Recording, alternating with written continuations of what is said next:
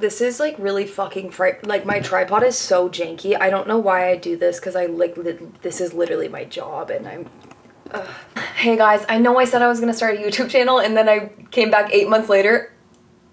Hey, I'm gonna start out the way that every girl starts their YouTube channel by being like, I'm gonna do a Q&A on Instagram and then answer them in a YouTube video. Shall we get into it? I'm feeling a little yappy today. Forgive me. So the makeup, very obviously Gerard Way inspired. Alright, we are starting off strong. This is Marcus. If you guys don't know Marcus, you've been living under a rock. Go watch his videos instead of mine. My best friend made him for my birthday. We love Marcus. I feel like a horrible YouTuber because like I don't have like the little mic or anything. I don't have a you know, like I'm not gonna have fun little transition sounds and all that, but I hope you still watch. So let's start off with a few questions. How has your life changed since the pandemic began in 2020? Literally every fucking single thing in my life has changed since 2020. 2020 I feel like was the year I came out of the womb, if you will. Like I feel like I had no idea who I was in 2020 and I feel like I've finally like come to grasp myself in a way, in like a strange, odd way. Like my whole entire world changed. I moved in with my ex-boyfriend during the pandemic. We broke up because how did I get my start in music videos? So as we know, I went to school for photography. I got my bachelor's in fine art photography. So I was always on set, constantly on the other side of the camera. I was shooting live music and stuff like that. And then so being on set so many times, I was like kind of inspired to get on the other side, obviously. I had done a lot of modeling already just because I was a photographer and constantly needing models. And so I'd model a lot of my own stuff. And once I started getting into modeling, I started really wanting to do like more. So I did a lot of like really shitty, like low budget music videos, random little things, short films. All of that stuff like got me like to build this like reel essentially. Once I built the reel, like everything started coming in, and like to be fair, my very first music video was with a guy I was dating at the time. So the stakes were pretty low. Like, I don't know if you'd call it luck, because bro ruined my entire year, but like it was cool, I guess. My foot in the door, if you will, of like doing music videos. But it did make me more comfortable with the idea of like being the love interest in a way and sort of like getting comfortable with being on camera in that regard and like doing social media and stuff. It was kind of like a natural progression in a way. Like I feel like social media can be a little bit more uncomfortable to like talk in front of the camera. Like music videos are very much like just aura, and it's almost like moving photography. So it was a little bit more like, it wasn't as odd of a transition as it was to start doing social media, if that makes any fucking sense at all. But anyways, but then I did Misery Christine with Mind's Eye. Like that music video was like my dream. Like I felt like I was in a My Chemical Romance music video. Like it was so iconic. When I did that shoot, I'm driving home like absolutely fucking beaming. Like I was like, holy shit, this is my dream. This is where I belong. Like this is what I was meant to do. And it just like, from that moment forward, I just like had this insane drive to just like go for it and like make it happen. Like I didn't give a fuck what it was gonna take. And so I just started building a portfolio and I started submitting myself for castings and all that stuff.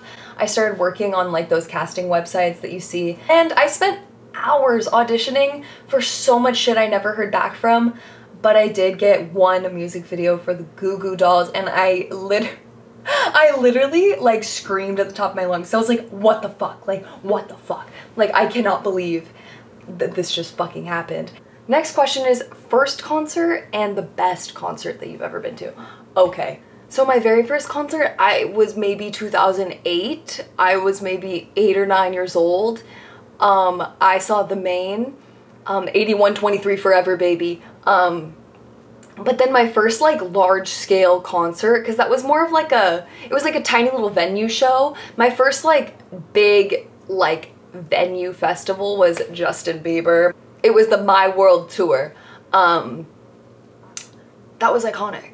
I was nosebleed seats so bad that I was leaning my head against the wall. But it was my first concert and I was in the same building as Justin Bieber, my first love. So 10 out of 10 concert experience. My best concert, however, that one's really hard to decide. I just saw Alabama Shakes for the first time at Shaky Knees. When I was crying from start to finish. And like, I didn't expect it to take over my body the way it did, but Alabama Shakes just means a lot to me. Like, just like Brittany Howard is the most like powerful like vocalist, the most powerful like songwriter, just like she has this, I can't even explain like the power she holds in her music. It just like brings me to tears.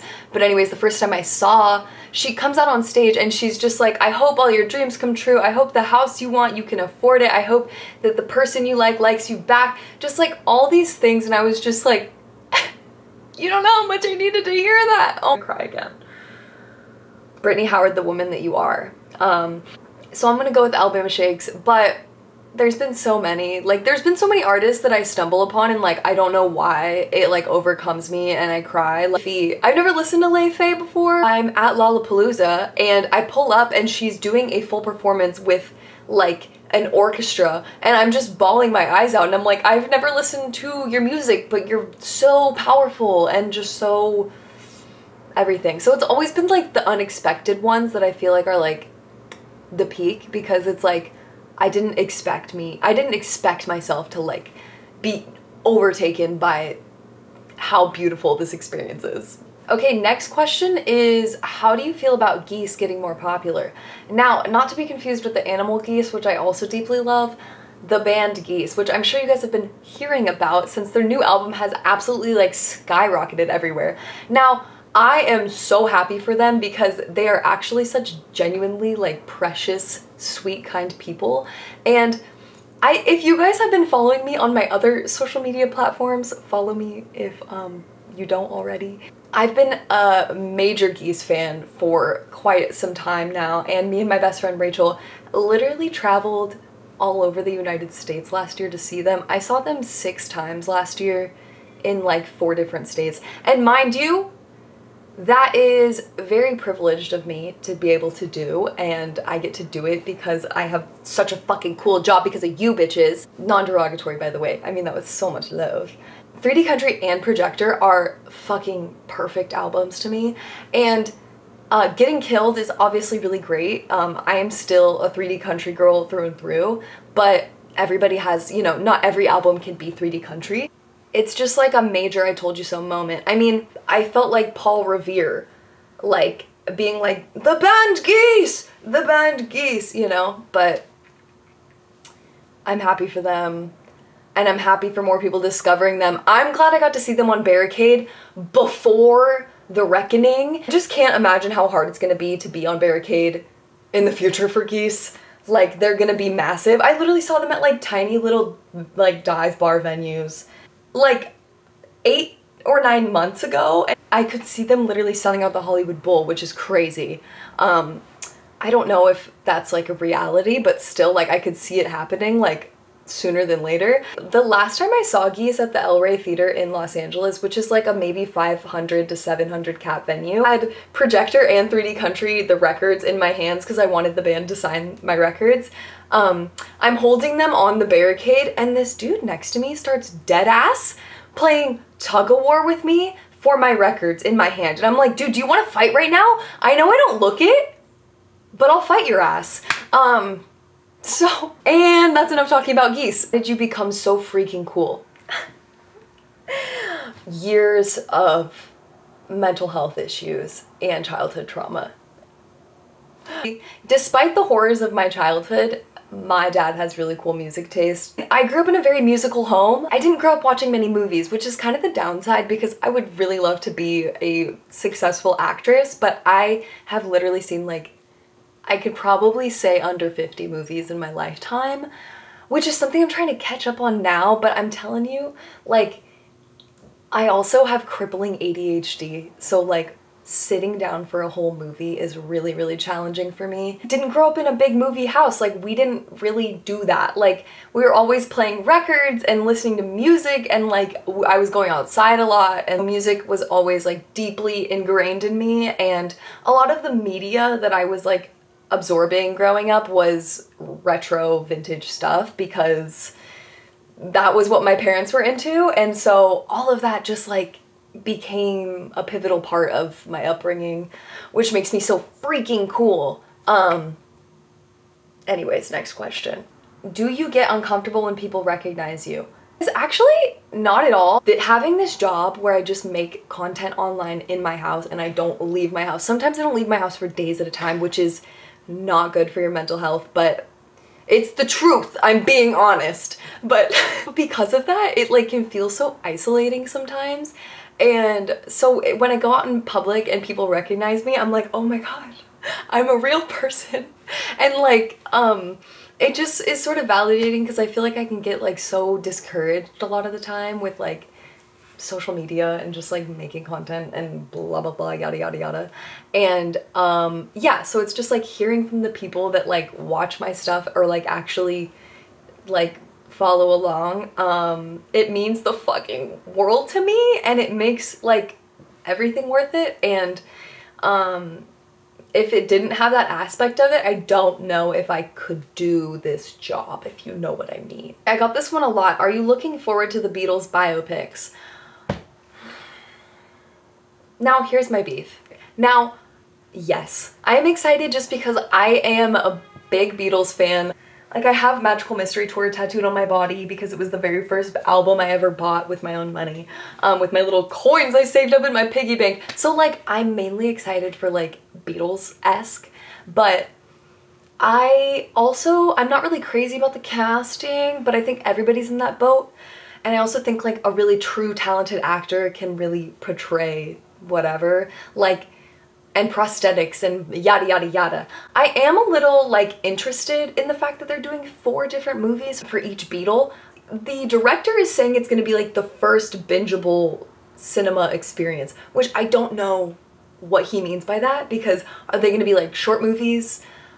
Is it gonna be like, you know, I'm confused with the vision, but you know, I'm excited. I will go watch it nonetheless.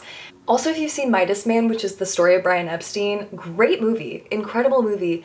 And it's with a bunch of like unknown actors, and I really liked the movie. I went to the screening of it, and like, this is not an ad at all, but like, I really feel like it like captured each of them like really well. And I also feel like they all like really looked like them. And I know a lot of people said that they didn't feel that way, but like, I always love when like a big production uses actors that are unknown, and like a big part of that is also like me wishing that that would happen to me, but my time will come. My time will come. Really, the #1 question that I was getting today in my messages, just like, where do you thrift? Like, where do you get your clothes and blah blah blah, like, where do you shop? I needed to readjust for this question, because literally thrifting is more of a way of life than anything, and that is unfortunately the worst and also the best part about being someone that loves vintage, because you can't just like thrift it all in one day. Truly, I've been collecting my clothes for like over a decade now, and it's just one of those things where it's like, sometimes you'll go to like 5 thrift stores in a day and you'll be out thrifting for 4 hours and you will not find a single thing, which literally just happened to me the other day, unfortunately. But sometimes you'll go out and you'll find like you'll get like an insane haul. So it's kind of like one of those things, it's almost like playing the lottery in a way. And I don't think one thrift store is like better than any other one. I think it's truly about like the area you're thrifting in, and also just like, I don't know, just like having patience, because you know, some of my favorite pieces I thrifted years and years ago, or sometimes like I'll find something on Depop even that's like insanely affordable and super like exciting and rare, but like, you know, it's one of those things where like I can't just build my closet overnight. Like, I mean, I do have my gripes with certain thrift stores. Regardless of that, every thrift store has hidden gems in it that employees miss and whatnot that they don't overprice. But if you don't have the time to thrift, that's totally okay. You just might need to pay. You might need to pay a little extra unless you're like in the middle of America and you can just like thrift anywhere and it's like affordable and good.